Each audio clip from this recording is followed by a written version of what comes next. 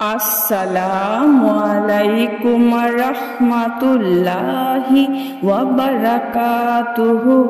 সুপ্রিয় সম্মানিত দর্শক ও শ্রোতা, আশা করি মহান রব্বুল আলামিনের দয়ায় আপনারা সকলেই ভালো আছেন। সুপ্রিয় সম্মানিত দর্শক ও শ্রোতা, আজকে হযরত আব্দুল্লাহ ইবনে ওমর রাদিয়াল্লাহু তাআলা আনহু থেকে একটি ঘটনা বর্ণনা করব। ঘটনার শিরোনাম হচ্ছে হাদিসের এক সাগর। সুপ্রিয় সম্মানিত দর্শক ও শ্রোতা, আপনাদের নিকট অনুরোধ থাকবে ঘটনাটি শেষ পর্যন্ত শোনার।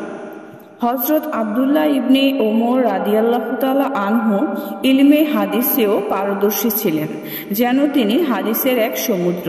বহু লোক তার ইলমি সাগর থেকে পরিতৃপ্ত হয়ে ইলমে হাদিস শিখেছে। আল্লাহর রাসূল সাল্লাল্লাহু আলাইহি ওয়াসাল্লামের ওফাতের পর তিনি 60 বছর জীবিত ছিলেন। এ দীর্ঘ জীবনে তার কাজই ছিল ইসলামের প্রচার প্রসার। এর জন্য তিনি রাষ্ট্রীয় কোনো দায়িত্ব গ্রহণ করেননি। মদিনা শরীফে তার নিজস্ব দর্শগাহ ছিল।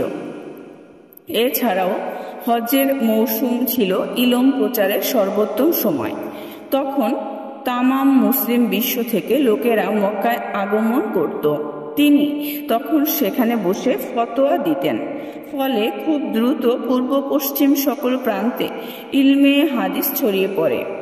তিনি লোকদের বাড়িতে গিয়ে হাদিস শোনাতেন।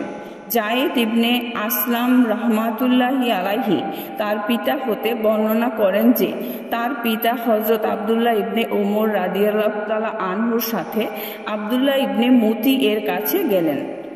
তখন আব্দুল্লাহ ইবনে মুতি তাদেরকে স্বাগত জানালেন, তাদের জন্য নতুন বিছানা বিছিয়ে দিলেন। হযরত আব্দুল্লাহ ইবনে ওমর রাদিয়াল্লাহু তাআলা আনহু বললেন, আমি তোমার কাছে আগমন করেছি শুধু একটি হাদিস শোনানোর জন্য। আল্লাহর রাসূল সাল্লাল্লাহু আলাইহি ওয়াসাল্লাম বলতেন, যে ব্যক্তি আমিরের আনুগত্য করল না সে কিয়ামত দিবসে দলিলবিহীন উঠবে। যে ব্যক্তি দল থেকে বিচ্ছিন্ন হয়ে গেল সে যেন জাহেলি মৃত্যুবরণ করল। সুপ্রিয় সম্মানিত দর্শক ও শ্রোতা, আজকের ঘটনাটি এই পর্যন্তই। ঘটনাটি যদি ভালো লেগে থাকে অবশ্যই চ্যানেলটি সাবস্ক্রাইব করবেন, লাইক করবেন, কমেন্ট করবেন এবং বেশি বেশি শেয়ার করে দিবেন। সবাই ভালো থাকবেন। আল্লাহ হাফেজ।